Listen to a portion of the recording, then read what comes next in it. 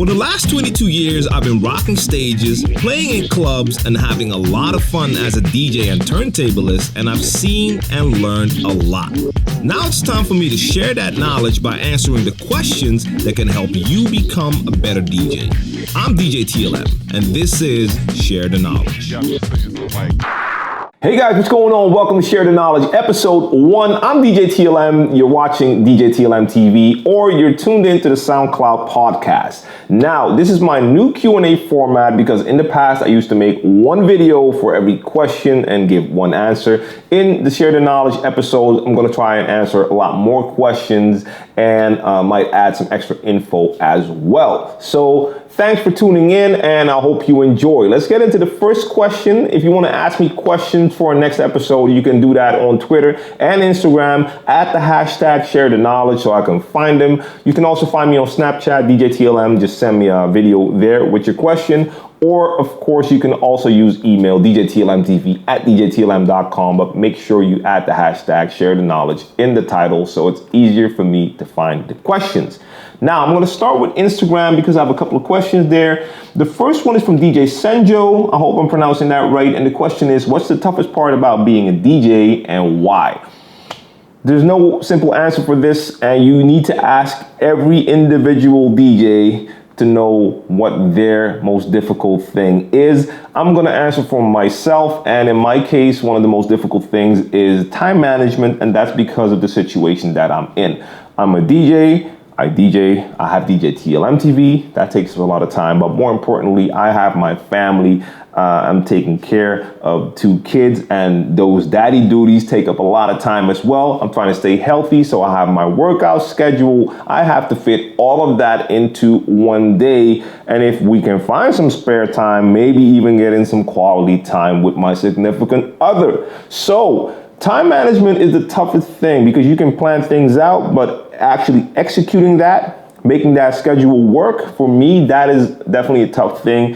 But again, it's going to depend on your situation. If you're doing DJing as just a little side hobby and you're still in school, or you're working full time and in the weekends you like to go up to the attic and just have some fun with your controller or turntables, I don't know, then there might be something else that's tough about it for you. Maybe it's just tough to find gigs or tough to learn how to scratch.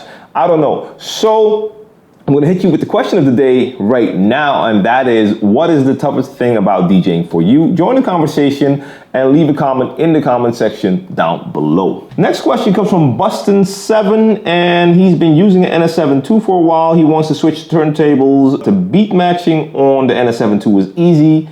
And how is beat matching on the turntables? Now, beat matching as a technique will be the same on each and every device you use. It could be a controller, CDJ, turntable. Beat matching is beat matching. You want to match the tempo of 2 tracks so they're running in sync and you can make your transition. Now, of course, it's going to feel a little bit different on a small controller or on a bigger CDJ or on a turntable. But if you're using an NS7, you're already used to the spinning platters, the rotating platters.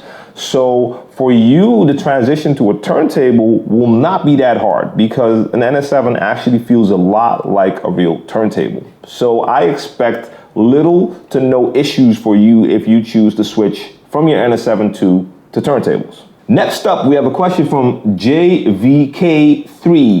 He's stuck between getting turntables and a controller. He needs help on deciding what's best. Now, if you've been watching djTLMtv even for a little while, you will already know that my answer is personal preference. I will keep repeating this until eternity because this is so important. It is all about personal preference. Don't let anyone tell you you need this or that in order to DJ, or that you're not a real DJ unless you're using this or that or learn on that device or whatever. Personal preference. It needs to feel right for you and it needs to fit your personal needs. So find a place where you can try out a controller and turntables if you're choosing between those two, so you can feel how it actually feels and make your choice depending on what feels right for you. Also, when it comes to your needs, if you plan on just playing tracks and having fun with that, a controller might be the best option to start. There's a low threshold because you can get a nice controller for a small amount of money, and you can get started straight away because most of you will have a computer at home. All you have to do is buy that controller. It comes with software and you're good to go. If one of your goals is really to learn how to scratch, learning turntablism principles is better to learn on turntables. Yes, you can learn how to scratch on CDJs and on controllers, but the foundation is the strongest if you learn turntablism on turntables. So that depends on your personal needs. Now, in the near future, I will be launching a new service to help out people who cannot decide what to buy or who have no idea what would be right for them. So I will definitely keep you updated on when I launch that. The next question is a question that came in through email and it comes from JLL. He wants to know, if I'm a lefty, which hand do I use on the vinyl and why? Or do you recommend learning as a right-hand DJ? Now, in a perfect world, all DJs will be ambidextrous and will be able to do everything with both hands, like certain aliens that we have on this planet, like Qbert. But for most of us, mortal men and women, you will have a stronger hand, right hand or left hand. Now, there is no recommendation what you should use for what. You need to figure that out for yourself, and I'm going to use my own experience as an example. I'm right-handed, but when it comes to scratching, there are certain scratches where I prefer to have my right hand on the fader. So for instance, my transformer scratches or crab scratches, I prefer to have my right hand on that fader. That feels right for me, and the left hand on the vinyl. If I'm doing chirps or if I'm doing flares, I prefer to have my right hand on the vinyl and my left hand on the fader. And make no mistake, my left hand is my weak hand, but it's not like your weak hand just sits on that vinyl and does nothing. It still has to do all sorts of movements when I'm doing crabs or transformers. So you still will train both hands, but you need to figure out what works for you. I see some DJs that do every scratch with their right hand on the fader and left hand on the vinyl, or vice versa. For me, it's different, and I've seen other DJs who do it differently as well. So you definitely need to figure that out, but you don't have to train to be a right-hand DJ. And in certain situations, you might want to switch the crossfader, put it in hamster style. That might work better for you. You can find out some more info about the scratches that I talked about in my scratch tutorial series. So check out the card above and figure out what works for you. The next question is also an email question from DJ Flo from Canada, and it's a simple question, but he felt that I should put it in a video because a lot of people could benefit from the answer. He uses a MacBook Pro with Traktor and iTunes as his music library, but he wants to try out Serato, and he wants to know if he can install Serato on that same MacBook where he has the Traktor software installed, or if there are any known issues. Now, I have never heard of any issues, and I couldn't see why there would be any issues because that computer is there and software can be installed on it, and you should be able to install Traktor, Serato, Virtual DJ, and 10 other DJ software systems and use all of them. Not simultaneously probably, but it would not be an issue to have Traktor and to have Serato on that same computer. So simple question, simple answer.